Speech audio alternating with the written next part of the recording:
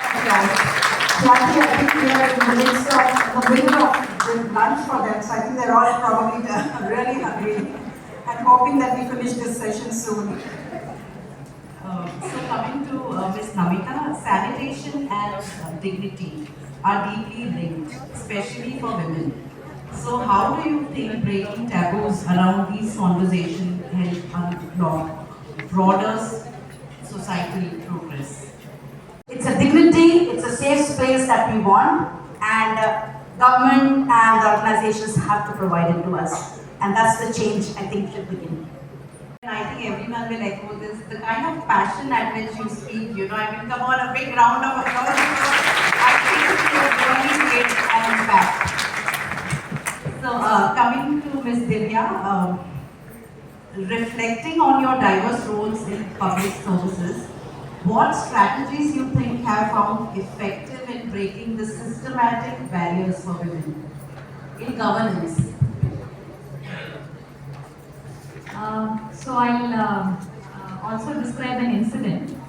Usually at a very young age, be it IAS officers or IPS officers, we need to serve in the rural areas where they have a certain perception about women, perception about officers who are women.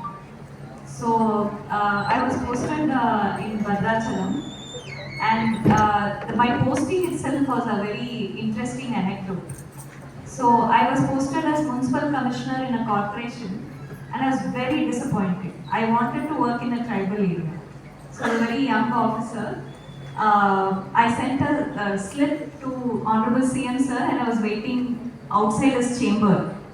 So everyone else who went before me wanted to get posted back in a city. I was the only one who wanted to get posted in a tribal area. So I went there, and for first 1 minute, when I told him that I want to be posted in the tribal area, and back then there were some issues. Just then the Sukma collector was kidnapped by Naxalites, which is in the border of Bhadrachalam. And few years back, Balkangiri collector was kidnapped. So the Honorable CM was like, am I out of my mind? Why do you want to go there? And when nobody wants to serve there. So I said, no sir, I've heard legends who have worked as POITDs. I don't want to miss the opportunity, I want to go there. So reluctantly he said, this lady is out of her mind, you please post her there.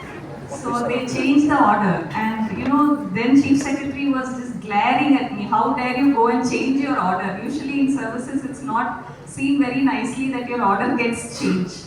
So I did go there, and I used to wear salwar kameez more often then.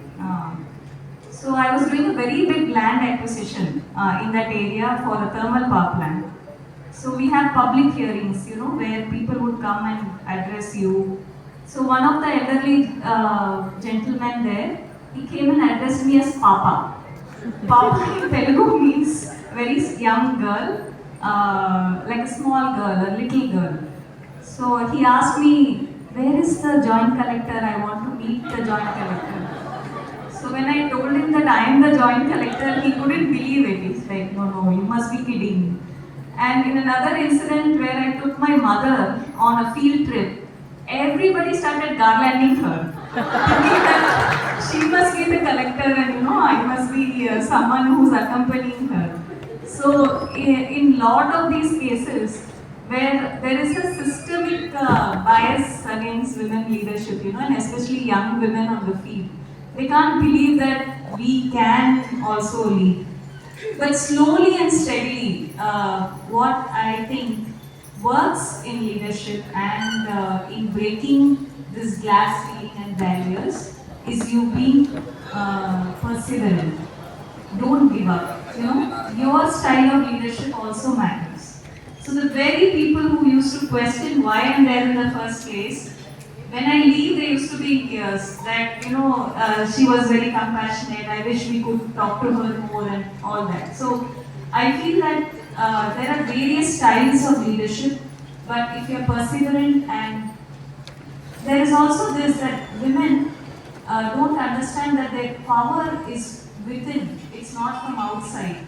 Even though there is a lot of bias we do face, But if you're powerful from within, that radiates. We have so many powerful women here, and I don't think any one of us can be taken for granted, you know. So I think if you draw the power from within, then there is nothing the system can do.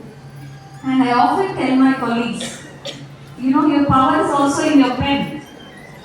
You can be very powerful and seeing that you're going to hit someone, but if you give one show cause memo to one field officer, you know, they're really scared because it will damage their career forever. So we do have different power within us, and I think a lot of us should also lead as examples. A lot of women down there, you know, a panchayat secretary down there, an Anganwadi teacher down there, who are very small employees, are looking up to us.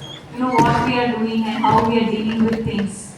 You can be firm and you can need not be violent, but still firm and completely compassionate, but yet lead with the same power which the others have.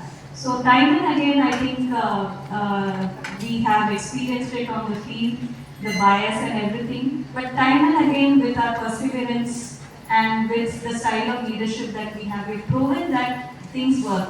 And I'll just end with another anecdote. The same chief minister who thought I was mad and going and serving in Bhadrachalam called me and posted me in Ahmedabad and said there is an issue there. You're the only one who understands tribal area there. And he told me, see, they can hit men. They can damage a man's car. But when you go there, I don't think they can hit you. So you go there and make peace in that area. And overnight, I was airdropped in Ahmedabad. So, you know, that's where the whole story is woven together, that men or women, we're all needed. The diversity is needed in every workplace. But if you stand your ground, I think definitely the diversity will show itself in some things like, imagine a violent situation when a lady is asked to solve a problem.